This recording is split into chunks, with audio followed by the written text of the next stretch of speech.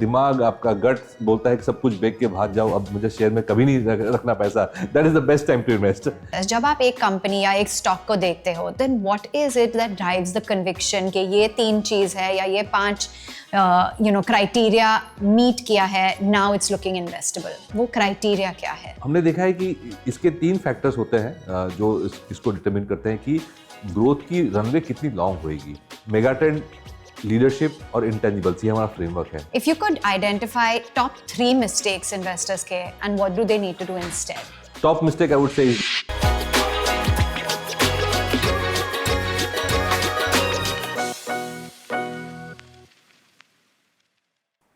Welcome to today's episode, where we move beyond the market headlines and return forecasts and focus instead on something far more enduring: the mindset, discipline and decision-making framework of a long-term investor.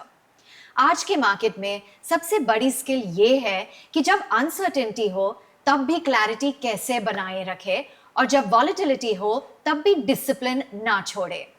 So to guide us through this conversation, we are joined today by Mihir Vora. He's the Chief Investment Officer at Trust Mutual Fund. Mihir brings decades of market experience, having managed portfolios through bull runs, sharp corrections, liquidity-driven rallies, and even structurally uncertain phases. What distinguishes his approach is not just performance, but a strong emphasis on process and on discipline as well as capital protection. We also talk about Trust Mutual Fund's NFO, the Trust Mutual Fund Mid Cap Fund that is going to be out soon.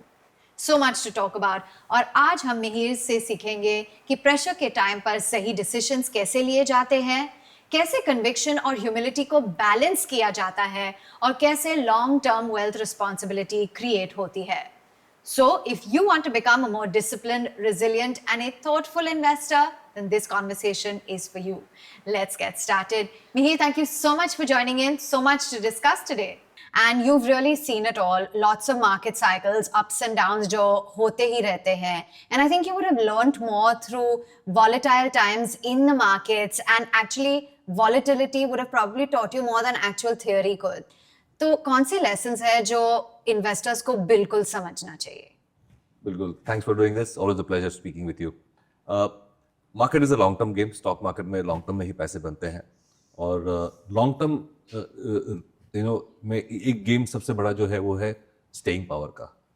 और वो staying power जो आपका है वो हमेशा आता है long term conviction से, राइट?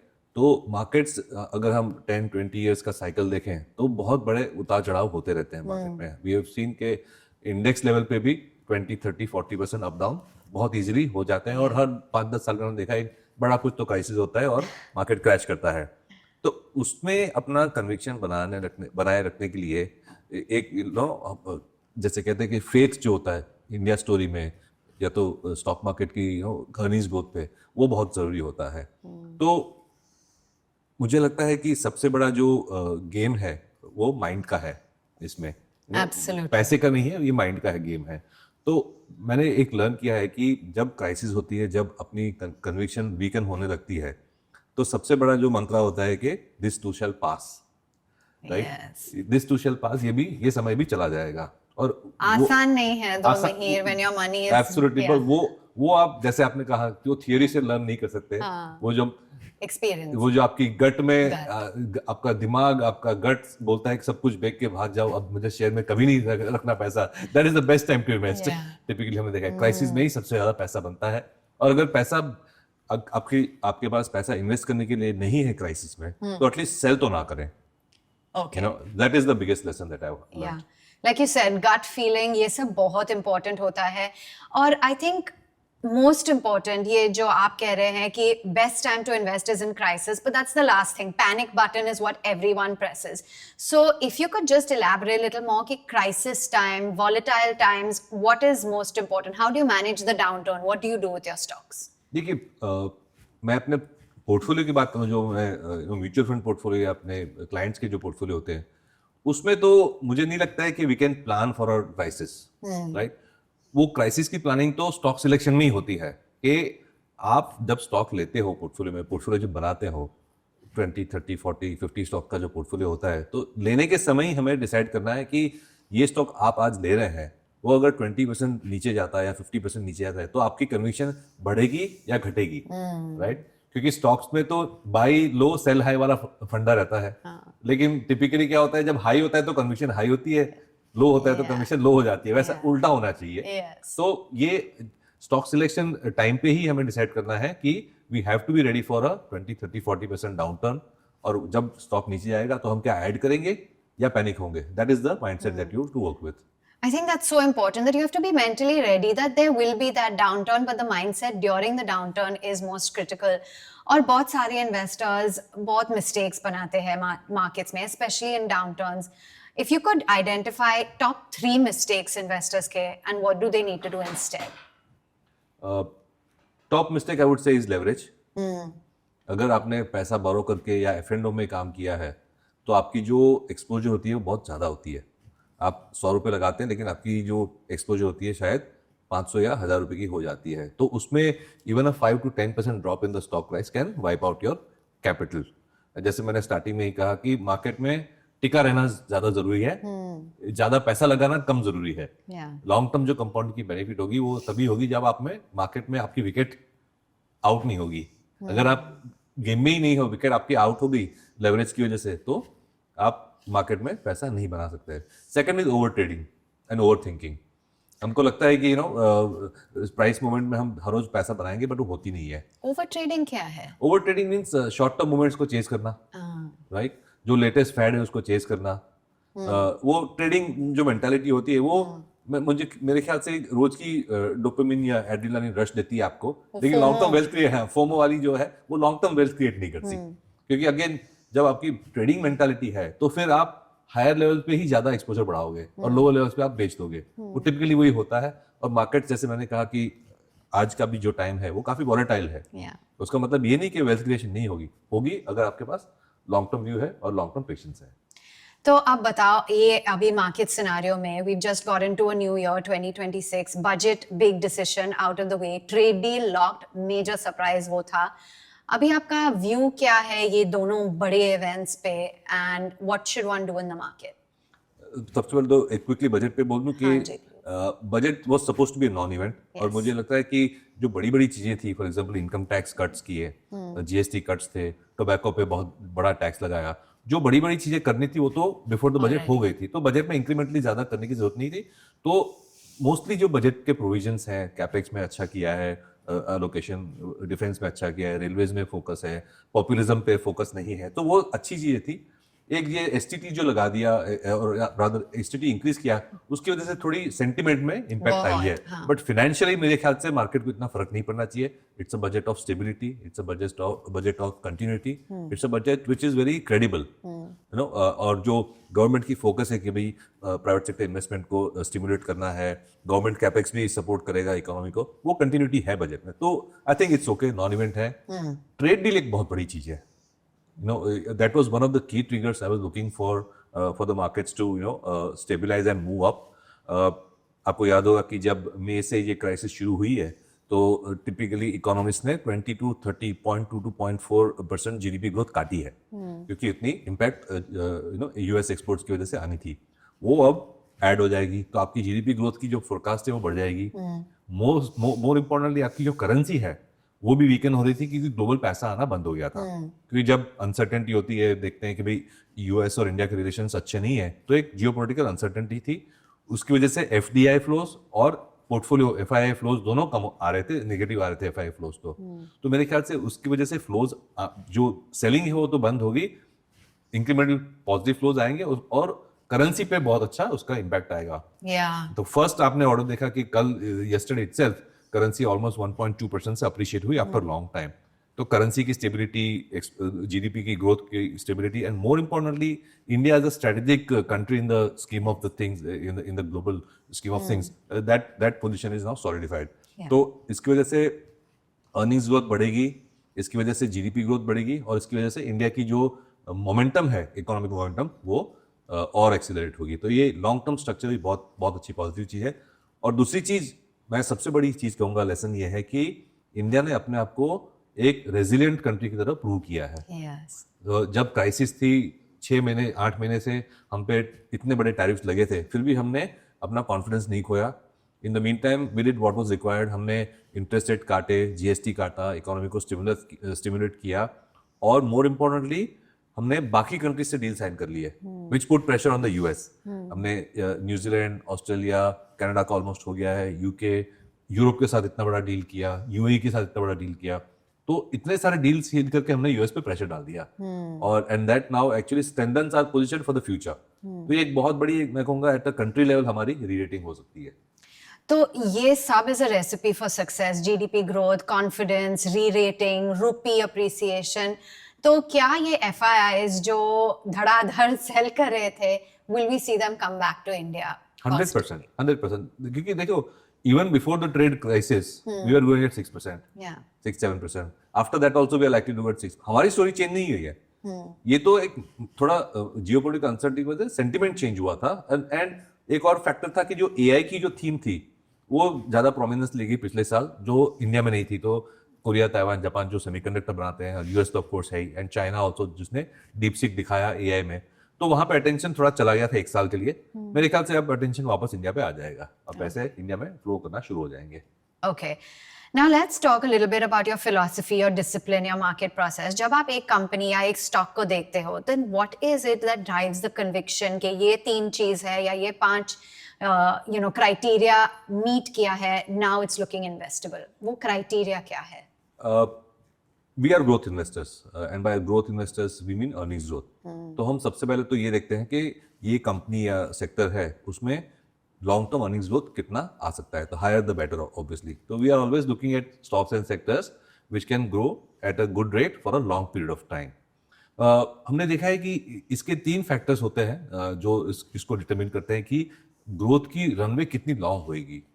सो हमने देखा है कि जो high growth stocks and sectors होते हैं, और which is in line with our philosophy, उसकी जो वैल्यूएशन है वो ग्रोथ रनवे की लेंथ पे डिपेंड करती है, न सिर्फ नेक्स्ट 1-2 साल के ग्रोथ से। तो जब मेगाट्रेंड, लीडरशिप और इंटेंजिबल्स, ये हमारा फ्रेमवर्क है, LIM, leadership, intangibles, megatrend.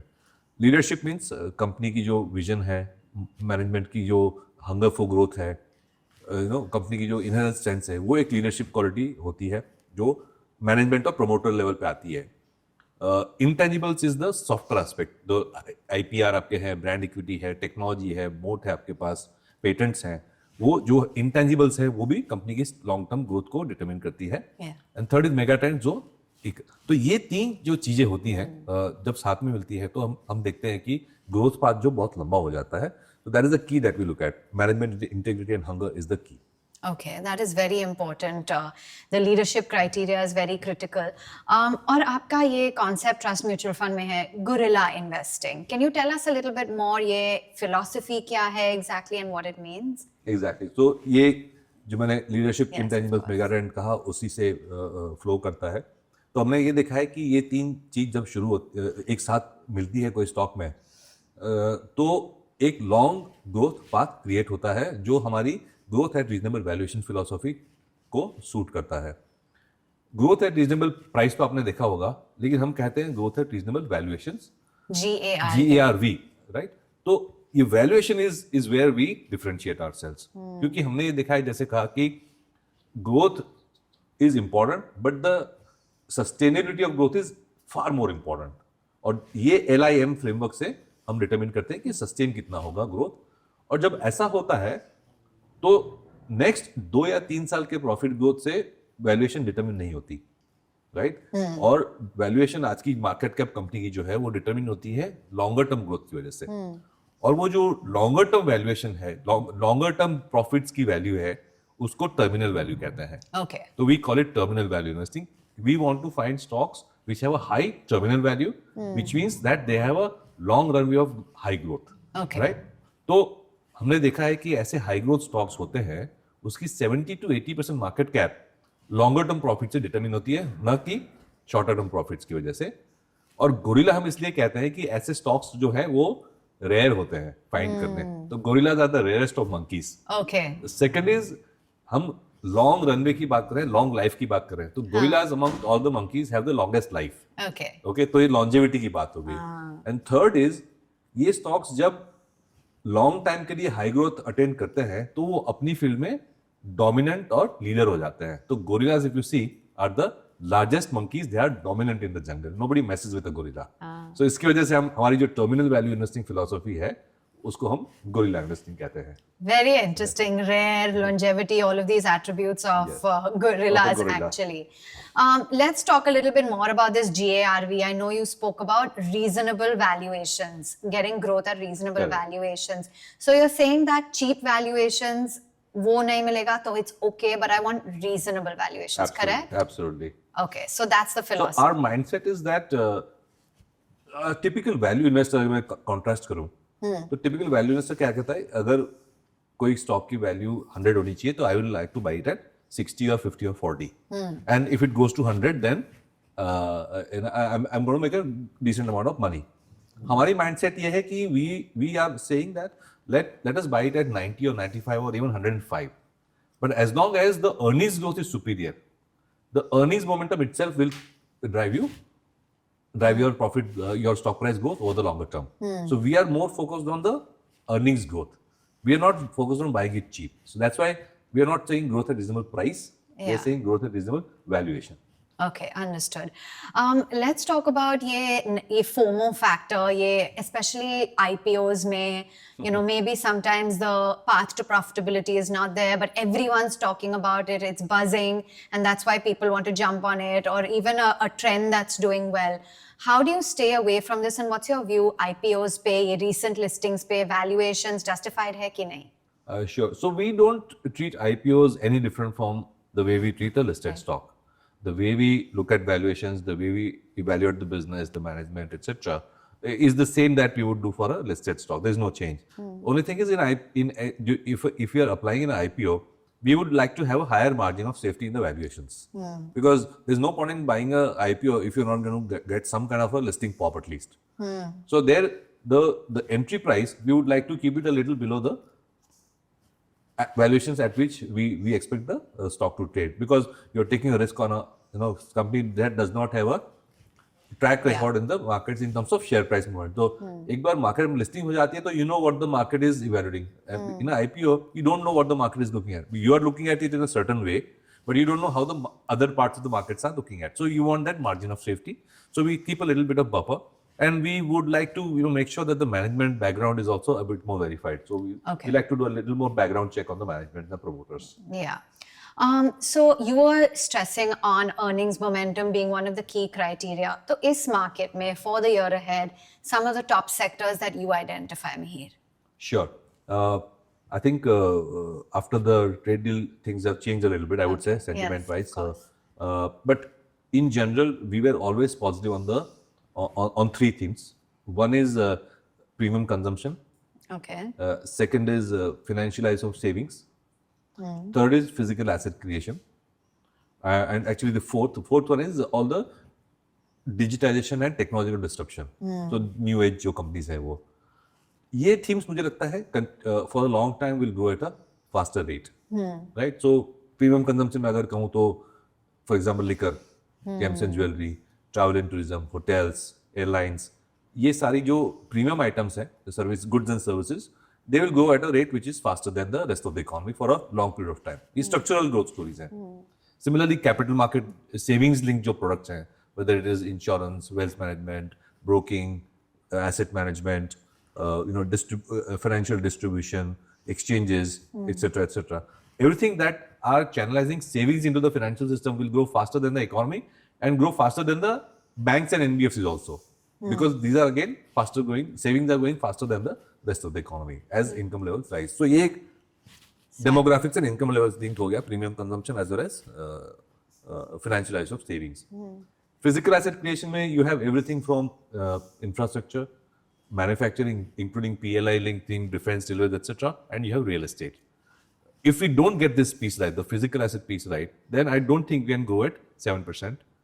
We would probably grow only at 5.5%. So we need a kicker to continue. Government has been spending, has been encouraging private sector to invest more, which is mixed success, I would say, so far. But the thrust is clearly to encourage private sector to start investing in capex, etc.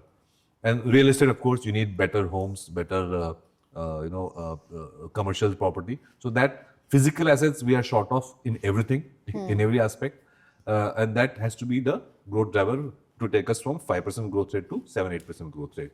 And third is we are inherently growth investors, which means that we are inherently quite bullish on the new age companies which use technological disruption to create business models. All your payment B2C online companies, your payment companies, your insurance companies, online insurance, your online broking companies. We are quite bullish on that space because these companies, once they go to a certain size, they have a phenomenal moat. It's very difficult to replicate the customer base. Yeah. So they become gorillas ultimately in the long term. I can't help but ask you, silver and gold, kya ho raha hai? 3 times in the last 2 years with silver prices, gold, massive bull run. Did you capitalize on that cycle? What do you want to give your as a messaging investors ko jo keh rahe hain ki I missed out on the gold and silver rally? Sure. So my call is that they should form some part of the portfolio for diversification. Kitna? And more importantly, for a hedge against inflation and currency debasement. Broad thesis is that the Western world, especially the US and Japan, etc., are on a money printing spree. Yeah. Which means that currency will keep on losing its value. What does it lose value against? Physical assets. So gold and precious metals basically are telling you that this money printing game is far from over, and it's going to be a structural issue. And I also believe it's a structural issue because the way they have racked up debt to GDP, there is no other way for them but to keep printing more money in the future. Right. So gold, silver, etc. has to have allocation kitna hona allocation. I don't think you should go overboard. I would say kya? 5 to 20%, depending on your risk appetite, etc., is the allocation that I would go for. Okay. How important is asset allocation, and what have the different market cycles taught you about asset allocation apne portfolio mein? See, asset allocation should always be worked backwards depending on your requirements, social standing, income levels, and your personal targets. So because everybody has a different situation, married, unmarried, kids, no kids, marriage, education, all those have a finite time frame, and there are milestones. So milestones which are near term in nature should be invested in fixed income, right? Milestones which are longer term in nature, which need wealth creation, they should be invested in equities and other assets. That's the ballpark theme that I would like to work with. But the main thing is, once you have decided the asset allocation, then you should not change it based on market cycles. Because market cycles are a part of life. So if you have to rebalance your portfolio in a market which is down, and it's time to invest more in equities, you should go ahead and do it. Just because markets are down, sentiments are low, doesn't mean you start second guessing your asset allocation. Stick to it over the long term. Mihir, a lot of people, especially older generation, fixed income में थोड़ा comfort मिलता है कि ये मेरा portfolio का allocation fixed income में तो होना ही चाहिए. कितना होना चाहिए fixed income में? What's your view? So asset allocation, जैसे मैंने कहा, अपनी एज और social profile के हिसाब से होना चाहिए.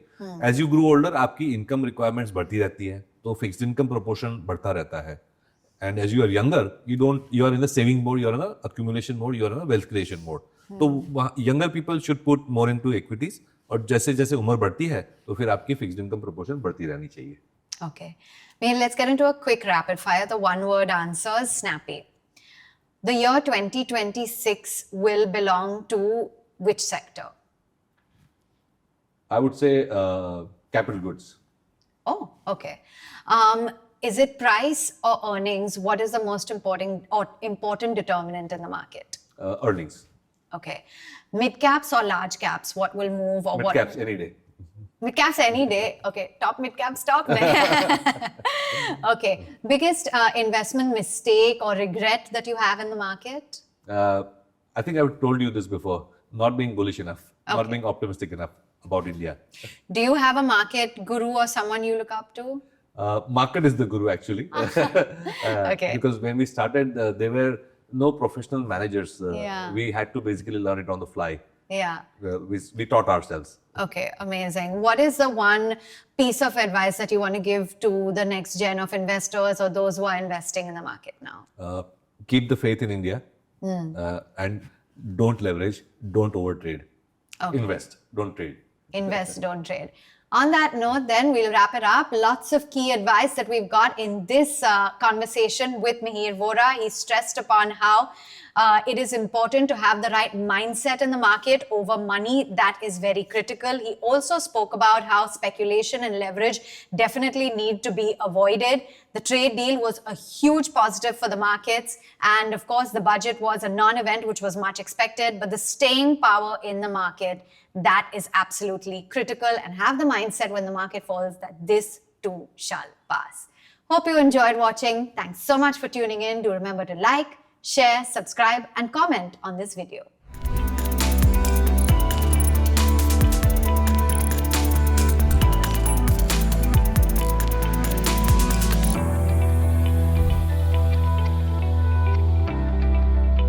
Mutual fund investments are subject to market risks. Read all scheme-related documents carefully.